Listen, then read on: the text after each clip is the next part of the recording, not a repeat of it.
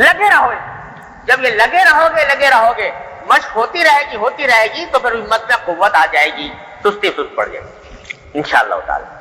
تو اس کا حل صرف یہ ہے کہ آدمی اپنی ہمت کو کام میں لائے. اور دوسری بات یہ ہے کہ سستی کے مقابلے کے لیے کچھ تھوڑی سی تدبیریں بھی بزرگوں نے بتائی, ان کے کرنے سے ہمت میں قوت پیدا ہوتی ہے اور سستی کا کچھ نہ کچھ علاج ہو جاتا ہے.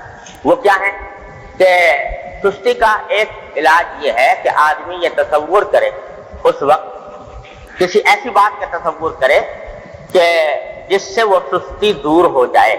مثلا مثال دیتا ہوں, مثال کے طور پر نماز کا وقت ہوا, اذان ہوئی, جماعت کی طرف بلایا گیا اور طبیعت میں سستی آ گئی کہ بھائی نہیں جائیں, نماز کو نہ جائیں, سستی آ گئی.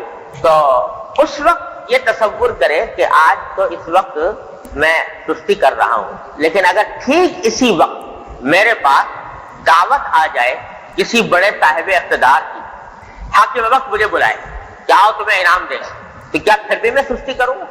یہ سستی اس وقت آ رہی نماز کو جانے کے لیے. تو اگر مجھے اچانک فون آ جائے کہ جی صدر مملکت کا فون آیا ہے اور انہوں نے آپ کو ایک مربع الاٹ کرنا ہے زمین کا, آپ کو ملے گا, یا 1 لاکھ روپے آپ کو ملیں گے انعام کے طور پر, کیا پھر بھی سستی آئے گی؟ تو معلوم ہوا کہ یہ بے حقیقت ہے سستی جو میں کر رہا ہوں. تو جب ایک معمولی دنیا کے حاکم کی دعوت پر میری یہ سستی کافور ہو جائے گی تو وہ احکم الحاکمین جو بلا رہا ہے مجھے, حی علی الصلاح حی علی الفلاح, تو کیا اب بھی سستی کروں گا؟ میں تصور کروں, ایسا تصور.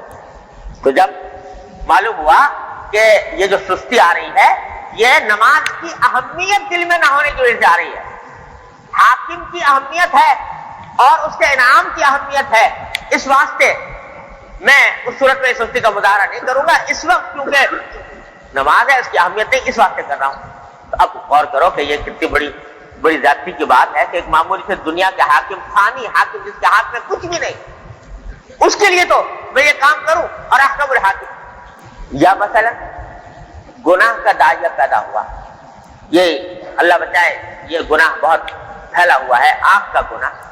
تو آنکھ کا گناہ کرنے کا داعیہ پیدا ہوا کہ میں کسی نامحرم کو لذت لینے کی نگاہ غرض سے دیکھوں, تو کیا کرو؟ یہ سستی, اب اس سے بچنے میں سستی آ رہی ہے, تو کیا کرو کہ یہ تصور کرو کہ اگر اس وقت میں, جس وقت میں یہ کام کرنے جانا چاہ رہا ہوں, اس وقت میں میرا باپ مجھے دیکھ لے, میری اولاد مجھے دیکھ لے, یا اس عورت جس کی طرف دیکھنا چاہتا ہوں اس کا شوہر مجھے دیکھ لے, یا کوئی میرا شاگرد, میرا مرید مجھے دیکھ لے اس حالت میں کہ یہ بدنگاہی کر رہا ہے, تو کیا بنے گا؟ کیا پھر بھی میری نگاہ اٹھے گی؟ جب یہ لوگ موجود ہوں ان کے سامنے پھر بھی نگاہ اٹھے گی ناجائز کام کرنے کے لیے؟ ظاہر ہے کہ نہیں اٹھے گی. اس واسطے کہ باوجود اتنا تقاضا ہونے کے اگر پتہ چلے کہ میرا باپ دیکھ رہا ہے تو میری اولاد دیکھ رہی ہے, نگاہ ہٹا لوں گا. تو جب یہ بات ہے کہ ان لوگوں کے دیکھنے کی وجہ سے میں بچ سکتا ہوں, تو احکم الحاکمین تو ہر وقت دیکھ رہا ہے, اس کے دیکھنے سے نہ بچوں, یہ تصور کرو. تو یہ تصور کرنے سے سستی کا علاج ہوگا اور سستی اور گناہ کے تقاضے جو ہے وہ ماند پڑیں گے. یہ تصورات جو ہیں یہ فائدہ مند ہوتے ہیں سستی کو دور کرنے کے. اور ہمارے حضرت والے فرماتے تھے قدس اللہ تعالیٰ سے رہو کہ اپنے نفس کو بہلایا کرو کہ مثلا بستر پر پڑے ہوئے ہو, رات کے وقت میں, تہجد کے وقت میں آنکھ کھلی لیکن سستی ہو رہی ہے اٹھنے کو, تو چلو اچھا بھائی چلو نماز نہ پڑھنا, اٹھ کے بیٹھ جاؤ, بیٹھ کے دعا کر لو. تو بیٹھ گئے, دعا کی, تو سوچا میں اٹھ تو گئے ہو یہاں پر, تو چلو اٹھ کے غسل خانے تک چلے جاؤ, فارغ ہو جاؤ اپنی ضروریات سے, پھر آ کے سو جانا. پھر بعد گئے تو کبھی جب یہاں تک آیا تو وضو بھی کر لو, اور جب وضو کر لیا تو پھر سوچا کہ چلو اب کچھ رکعتیں ہی پڑھ لیں. فرمایا تو بہلا کر اپنے نفس کو بہلا کر لے جاؤ اللہ تعالیٰ کی طاعت کی طرف. یہ بھی سستی کو دور کرنے کا ایک طریقہ ہے. تو یہ تو ہے تدبیریں. تصور ایسا بناؤ, اپنے نفس کو بہلاؤ, اور یہ کہو کہ اللہ تعالیٰ نے مجھے اتنی ہمت دی ہے تو میں اس ہمت کو کام میں لا کر اس کا مقابلہ کروں گا, عزم کرو.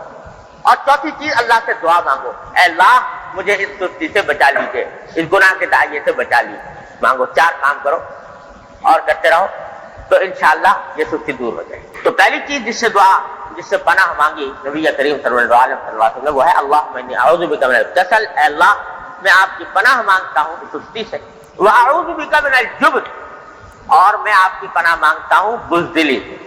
یہ بھی بڑی عجیب دعا مانگی آپ نے، بزدلی سے۔ ذرا سوچو، ہم لوگ کبھی ہم نے دعائیں مانگی ہیں یہ کہ اللہ سستی سے بچائیے، اللہ بزدلی سے بچائیے، لیکن حضور اقدس صلی اللہ علیہ وسلم مانگ رہے ہیں بزدلی سے بچائیے۔ بزدلی کا مطلب کیا ہے جس سے پناہ مانگی ہے؟ ایک مطلب تو اس کا ہر ایک آدمی جانتا ہے، بہادری کے مقابلے میں بزدلی ہوتی ہے، بہادری کے مقابلے میں بزدلی ہوتی ہے۔ کسی شخص کا آدمی مقابلہ کرے بہادری کے ساتھ اور ایک یہ ہے کہ اس کے آگے بزدلی دکھلائے، مشہور مانا ہے اس سے۔ لیکن شریعت میں جس چیز کو بزدلی کہا گیا ہے اور جو مذموم ہے، جس سے پناہ مانگی گئی، وہ یہ کہ جس جگہ انسان کو طاقت دکھانے کی ضرورت ہو وہاں وہ طاقت نہ دکھے اور تم دبا کر واپس آ جائے، یہ ہے بزدلی۔ مثلا ایک دشمن ہے اور وہ مسلمانوں پر حملہ آور ہے، تو اس کے مقابلے پر طاقت دکھانے کی ضرورت ہے، آدمی جو ہے وہ صورت میں دم دبا کر بھاگ آئے، تو یہ بزدلی ہے۔ جہاں پر شریعت نے مطالبہ کیا اس سے کہ تم مقابلہ کرو، وہاں مقابلہ نہیں کرتا، بھاگ آیا، یہ بزدلی ہے۔ اسی طرح بزدلی یہ بھی ہے کہ کہیں آپ کے اوپر شریعت نے واجب کیا تھا کہ حق بات کہیں، لیکن آپ نے یہ سوچ کر کہ یہ حق بات اگر کہوں گا تو لوگ برا مان جائیں گے اور لوگ جو ہیں برا مان کر مجھے برا سمجھیں گے، اس واسطے آپ نے وہ حق بات نہیں کی، یہ بھی بزدلی۔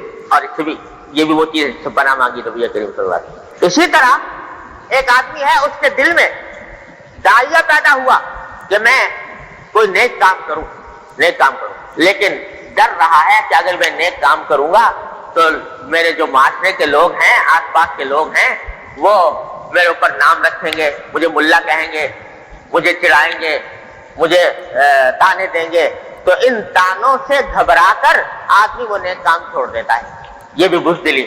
ایک جیسے بہت سے لوگ ہیں جن کو دل میں داعیہ پیدا ہوتا ہے کہ بھئی ہم سنت کے مطابق اپنا حلیہ بنائیں، اپنی وضاحت سنت کے مطابق کریں، ہماری چہرے پر نبی کریم صلی اللہ علیہ وسلم کی طرح داڑھی ہو، ہمارے لباس پوشاک جو ہے وہ غیروں کی طرح کرنا ہو۔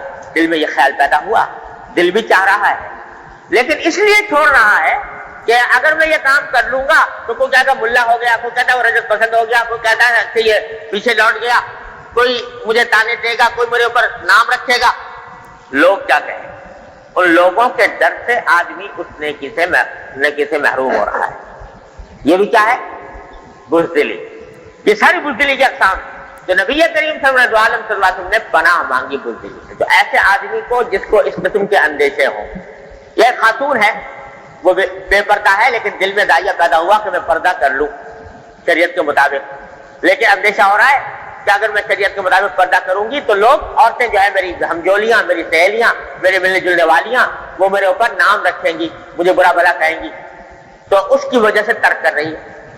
یہ کیا ہے؟ بزدلی۔ تو ایسے لوگوں کو خاص طور پر یہ چاہیے کہ یہ دعا کریں، اللہم انی اعوذ بک من الجبن، اے اللہ میں آپ کی پناہ مانگتا ہوں بزدلی سے۔ کوئی بھی ایسا کام جو آپ کی طرف سے میرے لیے ضروری ہو، وہ لوگوں کے ڈر سے، لوگوں کے خوف سے، لوگوں کے اعتراضات کی وجہ سے میں چھوڑنے نہ پاؤں۔ اللہم انی اعوذ بک من الجبن۔ اور پھر بھائی 2 اور باتیں ہیں کہ فرمایا کہ میں اللہ آپ کی پناہ مانگتا ہوں بڑھاپے، ایسا بڑھاپا جو انسان کو ناکارہ کر دے، جس کی وجہ سے آدمی دوسروں کا دست نگر ہو جائے، دوسروں کے سہارے لگ جائے، اپنا کام خود نہ کر سکے یا دوسرے لوگوں کے لیے تکلیف کا سبب بن جائے، اس سے پناہ مانگ کہ اللہ ایسے بڑھاپے سے پناہ ہے، آپ کی پناہ مانگ۔